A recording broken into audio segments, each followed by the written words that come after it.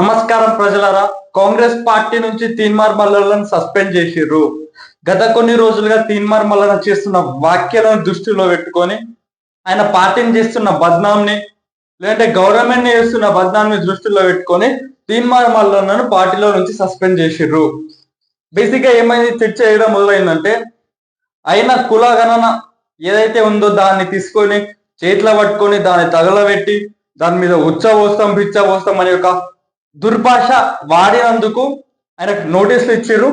Notice ఇచ్చినాక కూడా ఆయనకు ఒక సర్టెన్ టైం ఇచ్చిర్రు. ఎందుకట్లా మాట్లాడినాం అని ఎక్స్ప్లెనేషన్ ఇవ్వండి అన్నట్టు ఒక ఎక్స్ప్లెనేషన్ టైం ఇస్తే ఆ టైంలో కూడా ఆయన ఇవ్వకపోవడం వల్ల, ఎక్స్ప్లెనేషన్ ఇవ్వకపోవడం వల్ల ఆయనను సస్పెండ్ చేసేసారు. అంతేకాకుండా ఆ టైం అయిపోయాక కూడా ఆ నోటీస్ ని కూడా చులకనగా చూస్తూ మాట్లాడుతూ తర్వాత ఈ షోకేస్ నోటీసులు నన్ను ఏం బీకలేవు అన్నట్టు మాట్లాడుతూ తర్వాత కూడా ఏదైతే వైఖరి ఇంతకు ముందు చూపించినందుకు నోటీసులు ఇచ్చారో అదే వైఖరి చూపిస్తున్నందుకు ఏఐసిసి అతని పైన కఠిన చర్యలు తీసుకోవాలని ఆదేశించడం వల్ల చిన్నారెడ్డి గారు ఈరోజు ఆయన సస్పెండ్ చేసిర్రు. బేసిక్ గా ఇక్కడ పార్టీ అనేది సుపీరియర్, కాంగ్రెస్ పార్టీ అనేది సుపీరియర్. ఏ కులం వ్యక్తి అయినా, ఎంత పైసలు ఉన్నా, ఎంత డబ్బులున్నా, ఎంత పలుకుబడి ఉన్నా కాంగ్రెస్ పార్టీకి ఒక రూల్స్ అండ్ రెగ్యులేషన్స్ ఉంటాయి. ఆ రూల్స్ అండ్ రెగ్యులేషన్స్ దాటి బయటకు వెళ్తే తీన్మార్ మల్లనైనా, రేవంత్ రెడ్డి అయినా, రాహుల్ గాంధీ అయినా ఎవరైనా ఒకటే.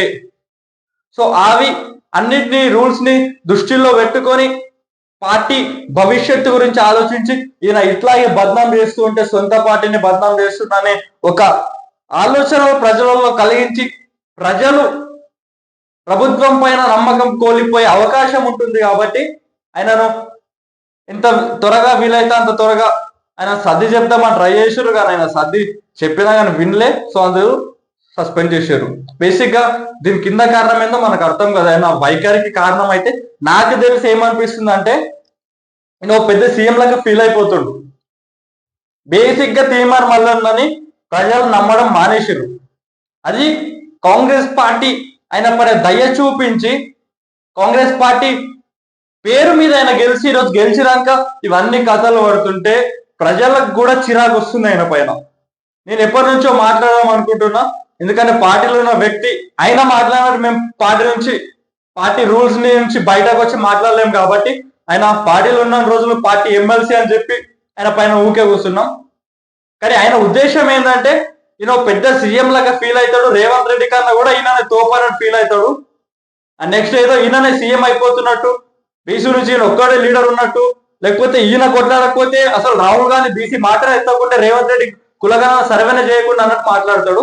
సో ఓవరాల్ క్రెడిట్స్ ఏదైతే కాంగ్రెస్ పార్టీకి వచ్చినాయో అన్ని తిందామని ట్రై చేసిండు. బట్ ప్రజల పైన ఎప్పుడో నమ్మకం కోల్పోయిండు. కాంగ్రెస్ పార్టీ కూడా ఈరోజు ఓడిపోయింది కాబట్టి సస్పెండ్ చేసింది.